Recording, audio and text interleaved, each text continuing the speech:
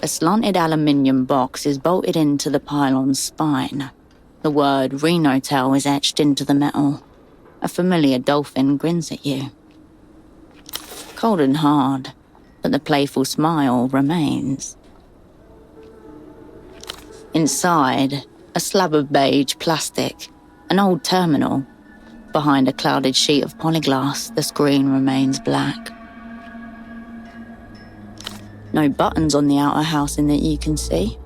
No glowing standby light. Your fingers find a steel drawer.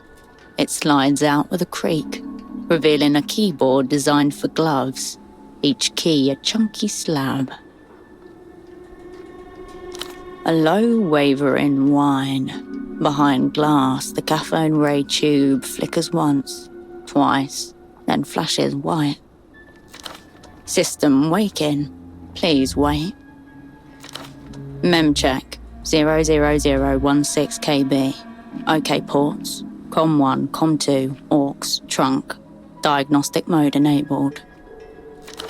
Welcome to Renotel Control version 1.2. Copyright 87 Renotel. Enter command. Available commands. 1. Line diag. 2. Trunkmon. 3. Network. Based on the available options, this is a maintenance terminal. You might be able to get information on the Renotel network from here. So the name suggests. As for what kind of diagnostics, there's only one way to find out. You know, for monitoring trunks.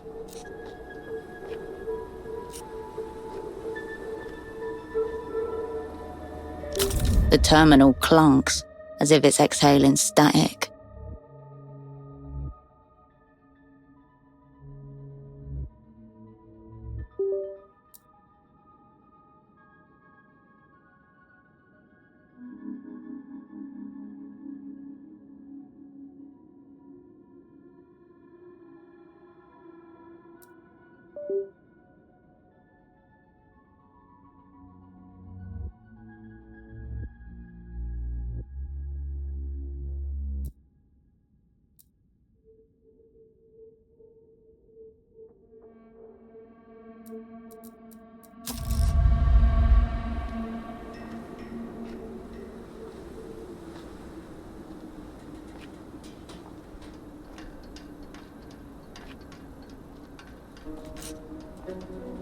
The screen flickers, awaiting your input.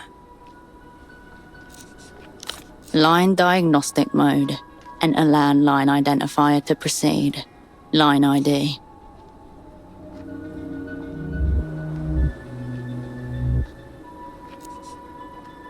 A random array of numbers line up in horizontal formation across the screen. It achieves nothing. The machine's internal speaker beeps sharply. The screen flickers, awaiting your input. You close the box.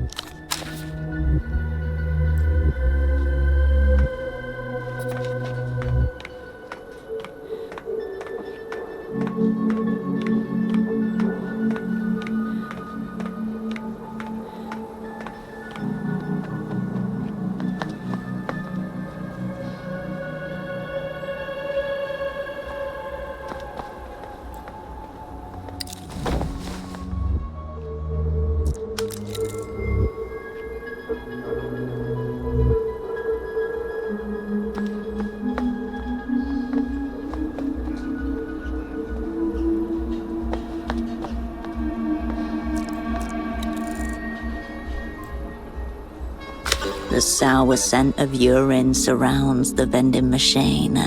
Luckily, the beverages inside look fresh. The piss smell waves goodbye to your nostrils.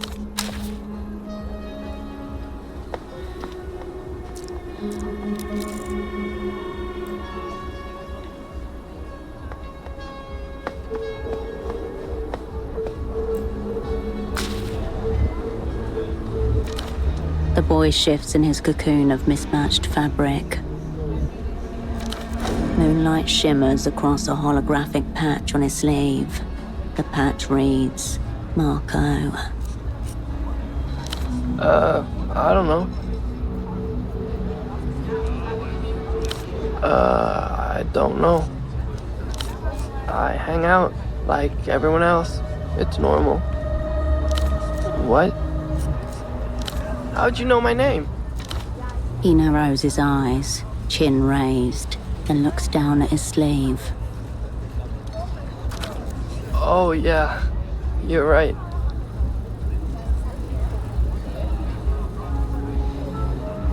Protection from what?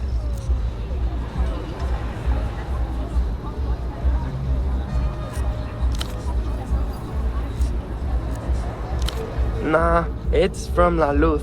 It's the Saltutsuri dream on neon. Personalized. With a flick, the boy shows off the sleeve's electric magenta trim. Black tags dangling from the hem chime loudly.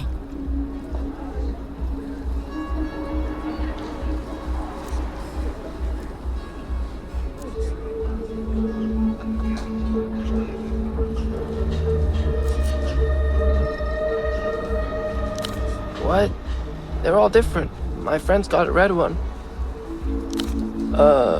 Yeah? Alright.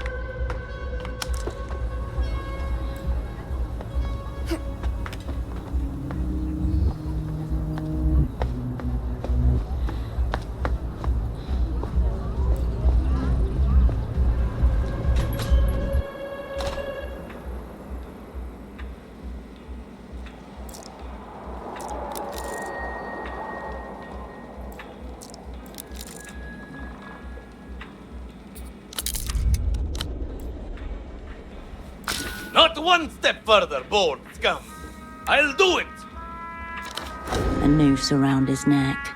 A lab coat splattered with blood, both new and old. I'll enjoy it too! I think I can probably come just from watching the trauma sink into your face, right before the oxygen stops reaching my brain for good.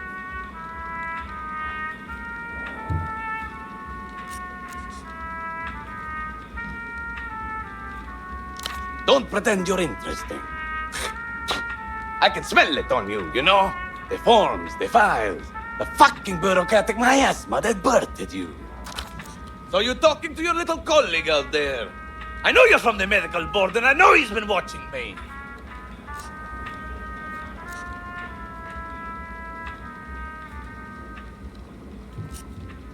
There is no words. If you're not bored, which you fucking are, then go and deal with the stain of narc shit lurking outside. I know that scarf of his is a fucking wire. Description matches the fidgety teenage boy spoken to outside. Emphatically not an asset of any sort.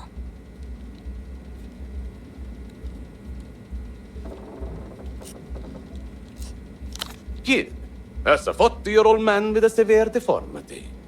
Terminal virgin, too. Stench of xenophobia all over him. No one takes down Dr. Gonzalo E.S. Gonza, except Gonzalo E.S. Gonza.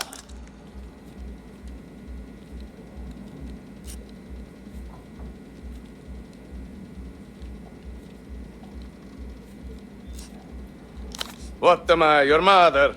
Rub cocaine on it. That'll numb almost anything.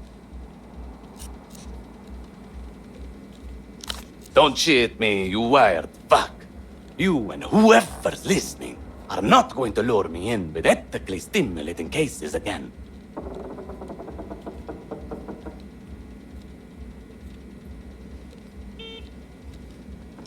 Ugo Abbe? That dry-cocked, rules-loving traitor? Good luck. You'd be better off asking the vegetable.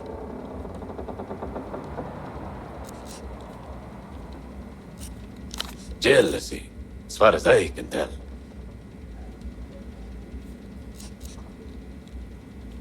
Oh, did drum up anything to get you, real or invented? They babble on about modernization, best practices, international standards. But the fact is, they shit themselves in the presence of a real doctor. A doctor with loose morals is a useful contact to have. If you can get him to talk to you without threatening suicide, that is.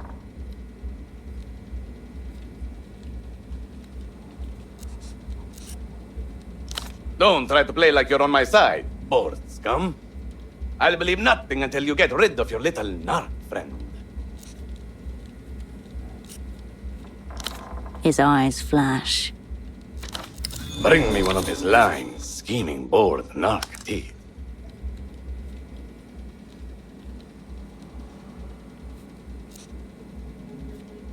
Leave that to the medical professional. You have no idea what I can see in a tube. If I had his spleen, I could tell you how his dog mother conceived him. Here, use these. My board condemned pry bar. Oh, yeah. Feel that heft. This pry bar's pried some shit.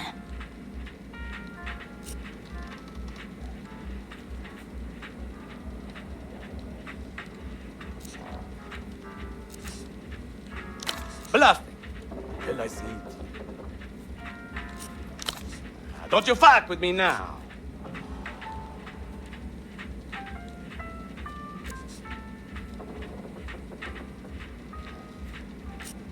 I only hear narco. Don't humanize him.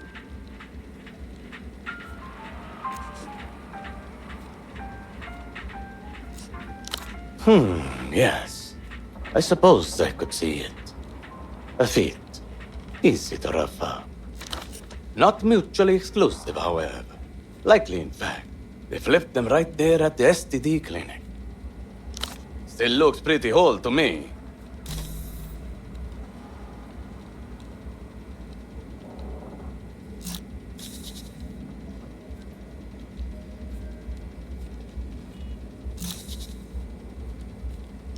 I'll do as I very well please, bored harpy.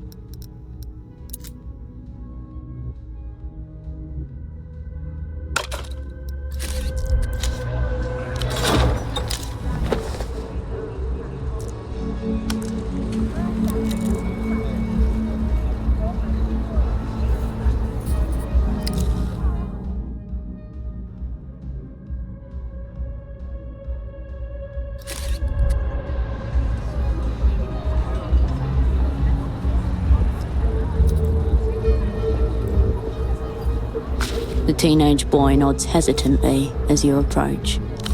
Yeah?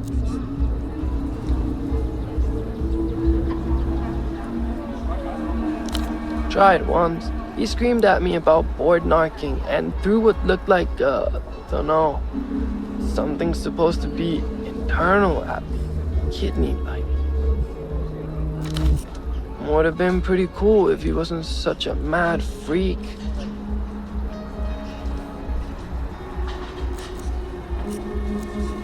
What?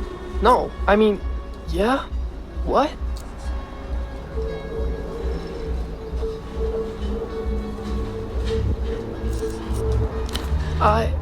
Because. No reason, alright? I'm just standing here. Lie. Lie. I can't. Did that weird doctor put you up to this? I'm not from the medical board. I got a D in biology. He scuffs the ground with his shoes.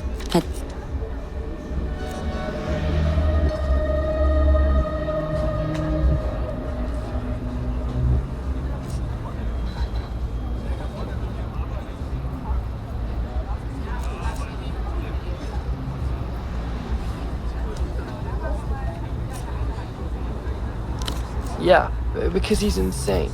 Go tell him I have bigger things to worry about than him. I'm on a mission out here.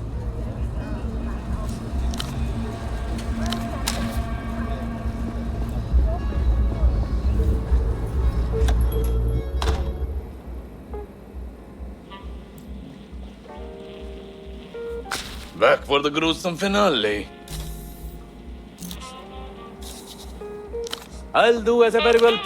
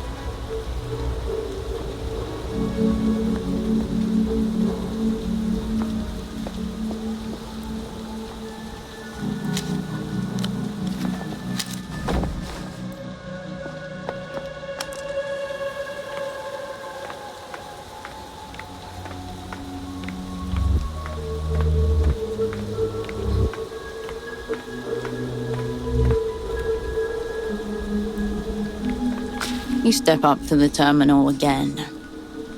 You close the box.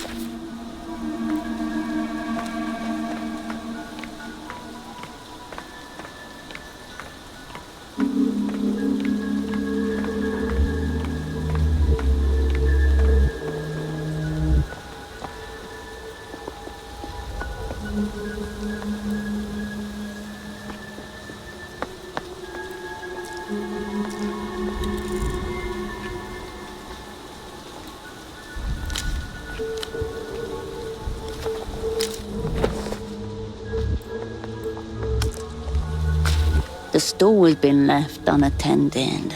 A haphazard arrangement of paperbacks and hardcovers that have seen better days.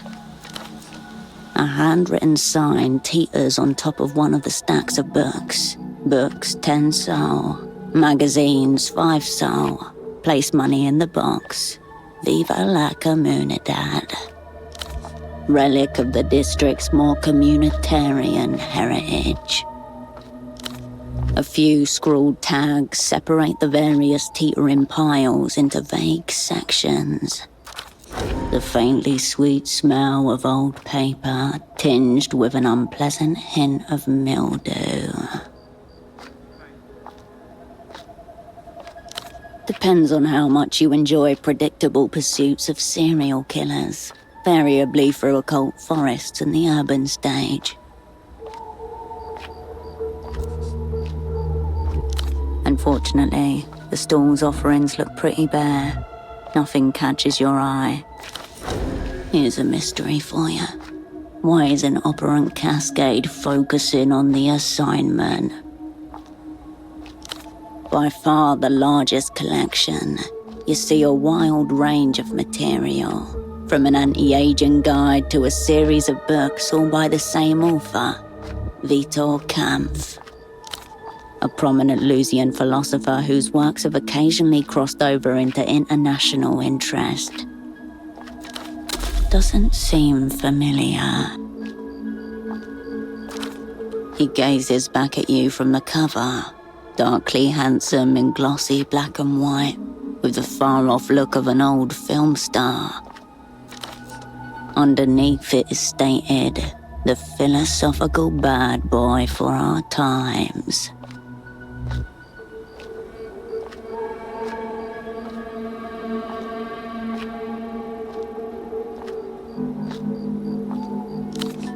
You'd be surprised. There are some shocking cases of plagiarism out there. A large space is allocated to the genre, but most of the books have been taken. Only a few worn stragglers remain. One of them doesn't even have any pages, just a dust jacket. A shelf of scuffed books are united by their preference for black and apocalyptic reds. On their spines, a series of grandiose words large enough to fill the universe. Two of the titles stand out to you above the others. Blight March of the Chosen and Greed in the Interzone. Pulpy space opera, not at its finest. The characters are heavily stereotypical, the plot is erratic, and there are spelling errors on nearly every page.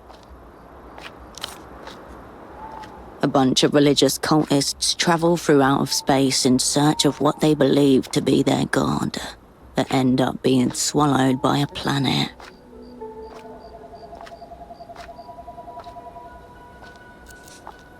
According to the back of the book, there are more than 3 million copies in print. Despite its dull cover, it seems to be an outright attack on the current state of reality, realized as an adventure through a futuristic city that thrives on depravity. A notorious Lusian novelist and heroin addict. The author photo shows her sat on a disheveled bed, about to jab a needle into her arm, biting a tourniquet wrapped tightly around the target limb. Between all the gay sex, violence, and drug taking, there's a serious point about how we're being held back by the unfettered impulses of the ruling class. It's not much different to a modern-day city, except the laws are much more lax and what would be considered immoral now has become fairly normal.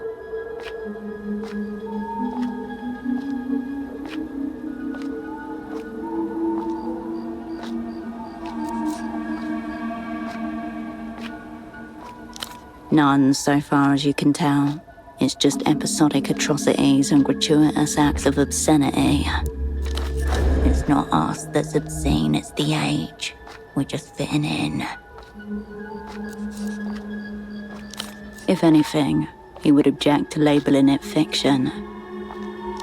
The book resumes its place among the others, its degenerate content perfectly camouflaged. Hundreds of printed materials, well used, slumber before you. You flip through the stack of slim, staple-bound periodicals, faded fashion catalogues 6 years out of date, softcore adult mags, a gun magazine, and a lot more.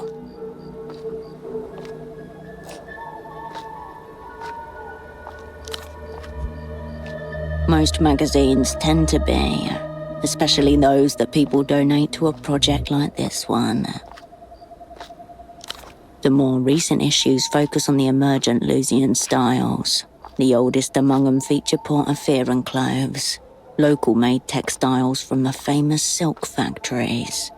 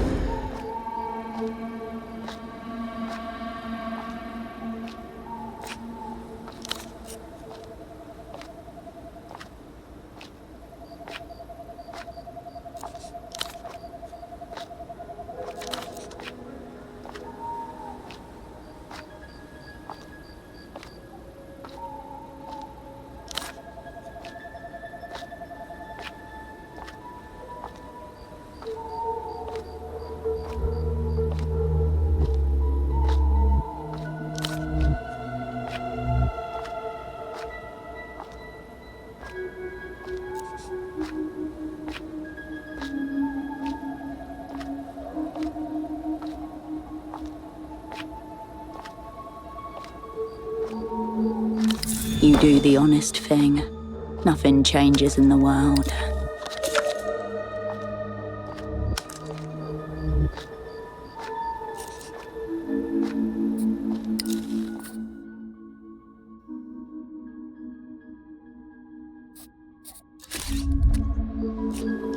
One cover catches your eyes. It depicts a leather-clad man, looking intensely grim with a large sword on his back. A label warns of ultra-violent content. The Hombre, Volume 5, Issue A. Blood and guts in black and white. Wicked.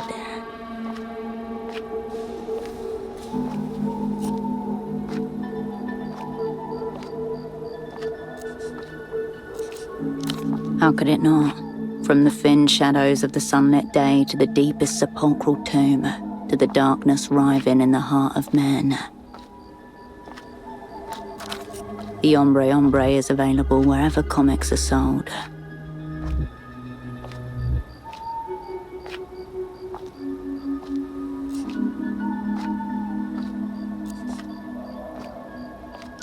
You slip it back onto the shelf between the other magazines.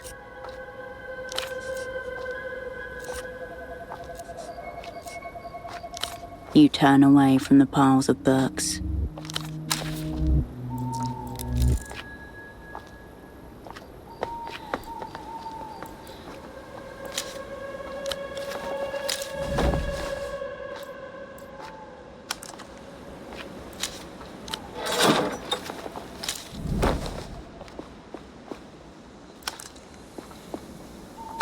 An old bench kneels in your presence. Its planks are bowed and scarred.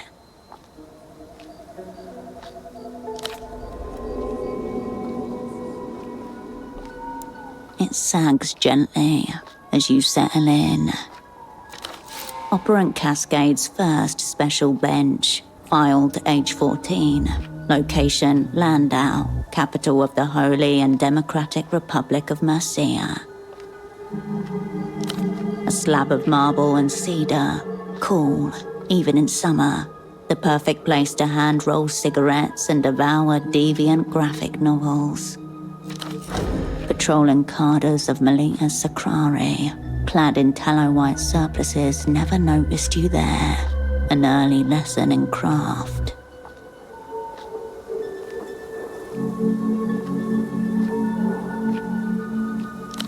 Your mother would have been gone for another weeks-long mystery trip, or demanding you rise to a bar she held just out of reach. We only pieced it together a couple years later, sniffing around her desk, finding the stacks of passports, all under different names.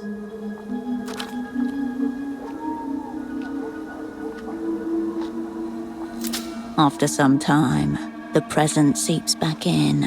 Your limbs don't feel as heavy as they did. Gently, Portofino coaxes you back into its rhythm.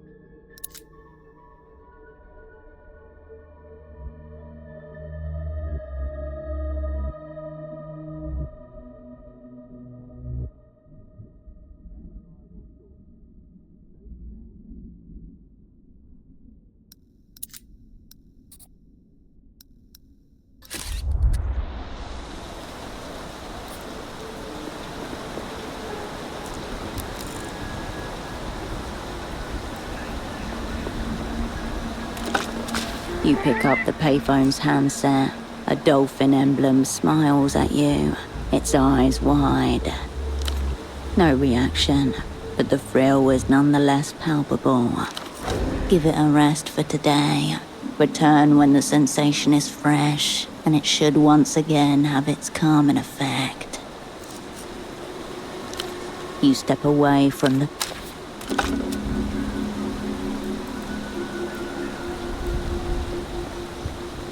You're confronted by a striking image in bold red and black. A woman perched on a sofa in a simply furnished apartment. A handgun lies across her lap. On the table next to her, a beverage in an appealing slim can. In white text, contrasted against the black shadows, the words, "Safe houses anywhere." This woman is being paid to convince you it is. It's nothing like the ones they have back in the People's Republics.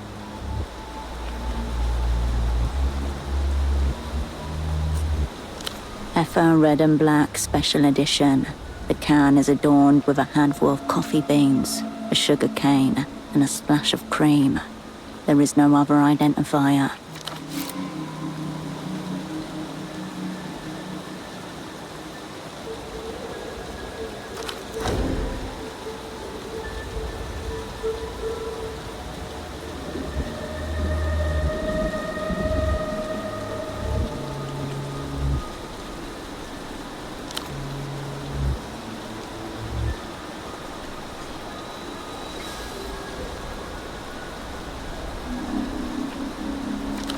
The words begin to blur before your eyes.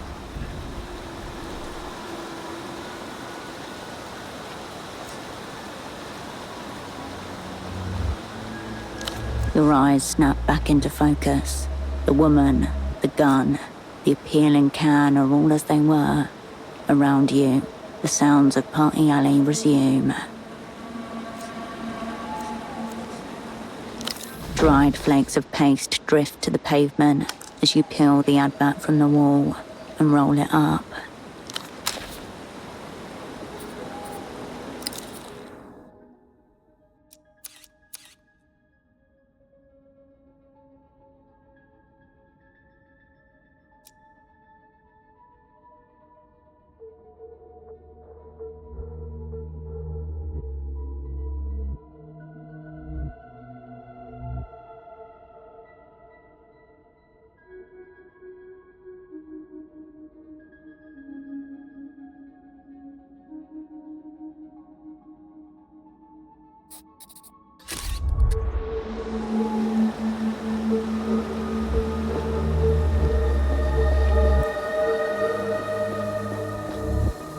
The tiles of this plaza seem to radiate outwards from the strange tree at its center, unlike any other you've seen in this city.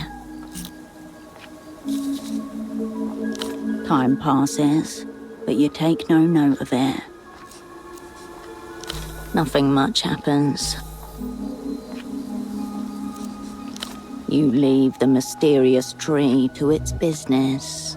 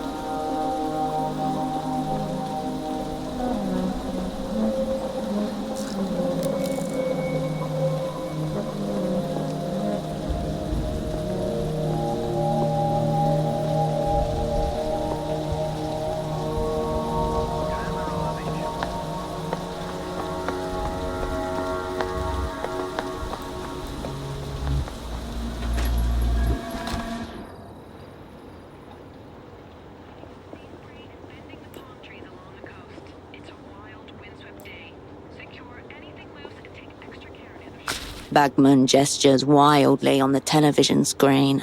The sounds from the I'll print.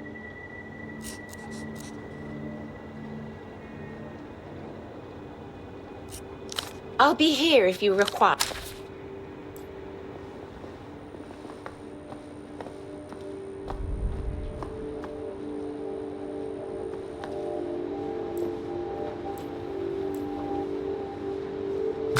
You return to your double's limp body. Your double is indifferent. The bed welcomes you from the darkness outside. Peeling wallpaper hangs above your bed, uninspiring. Faded patterns, a great void of expression. A shadow from a passing aero tram crosses the wall momentarily.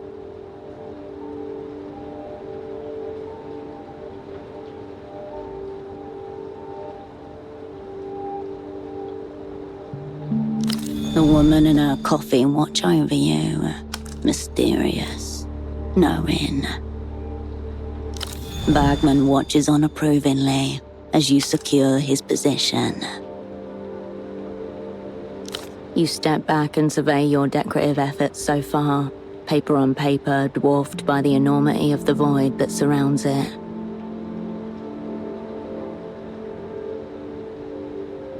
Shit or not, this is much more than what you had before. The wall feels less dreary as you turn away from it. Raw information atomizes itself.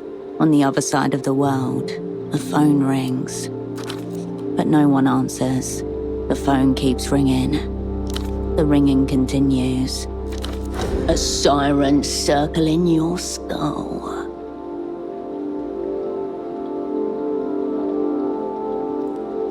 Three diodes flicker in steady succession, over and over, casting a faint pulse along the wall.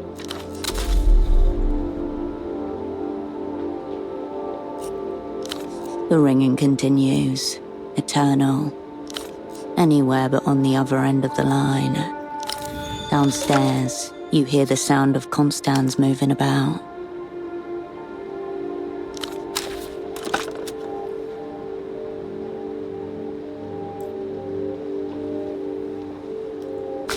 You return to the folded pants.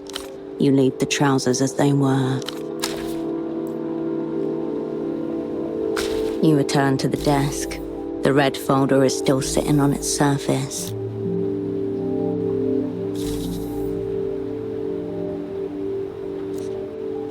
You turn away from the desk.